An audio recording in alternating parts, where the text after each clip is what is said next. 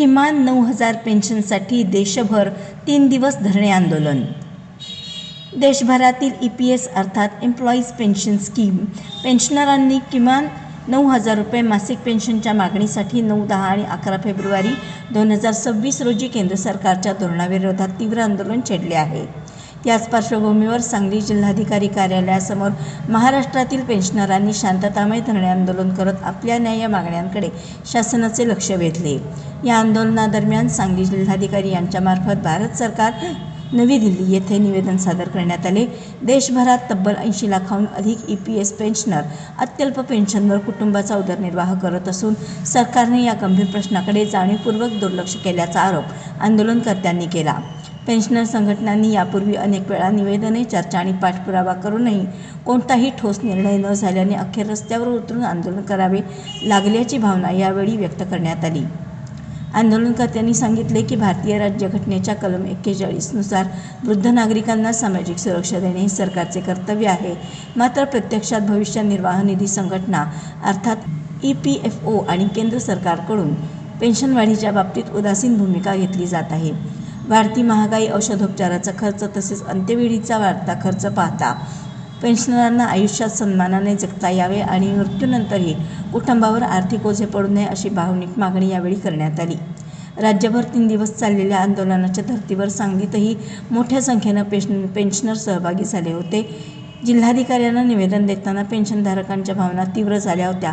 आमचे हक्काचे पैसे आम्हाला दिले जात नाहीत, मात्र नवीन योजनांवर कोट्यवधी रुपये खर्च केले जात आहेत.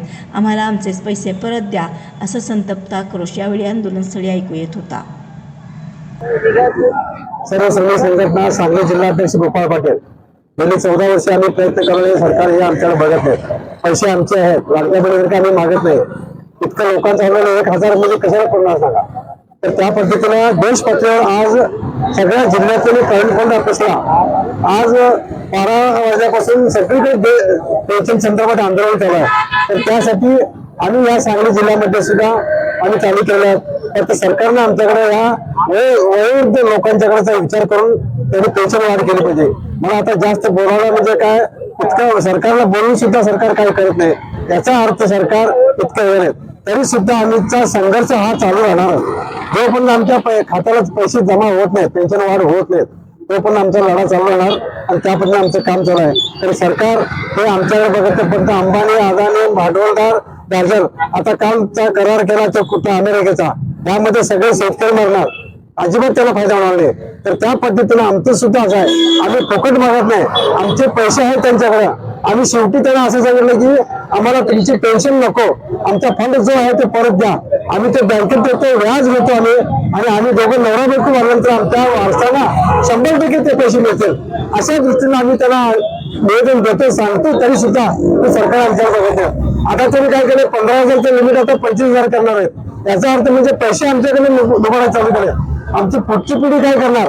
तर त्यासाठी आज आम्ही देश पातळीवर धरणे आंदोलन चालू आहे आणि ह्या पद्धतीने काम चालू. आमचे पैसे मिळाल्याचे आणि बाकीचे बोगस बातम्या देत असतील त्याचा विश्वास ठेवत नाही. कारण काही लोक आमच्या 7,500 झालं, अमुक तारखेला मिळणार, ते ह्याने भेटलं, ते भेटलं. मी काय म्हणतो, मागणाऱ्यांना सांगू नये, आम्हाला देणाऱ्यांनी सांगितलं म्हणजे ज्यांनी मंजूर केलं, ज्यांनी ऐकून घेतलंय त्यांनी ती बातमी दिली पाहिजे, बाबा यांचं झालं आणि तुम्हाला अमुक तारखेला मिळेल. पण हे तसं नाही आहे, मागणारच दंगा करायचा. याचा अर्थ हे फुकट, हे युट्यूबवर फुकट बातम्या देतात. त्यासाठी आमच्या लोकांनी युट्यूबच्या बातम्या बघू नयेत. जोपर्यंत टीव्हीला आणि पेपरला बातमी येत नाहीत ते पण खरं नाही.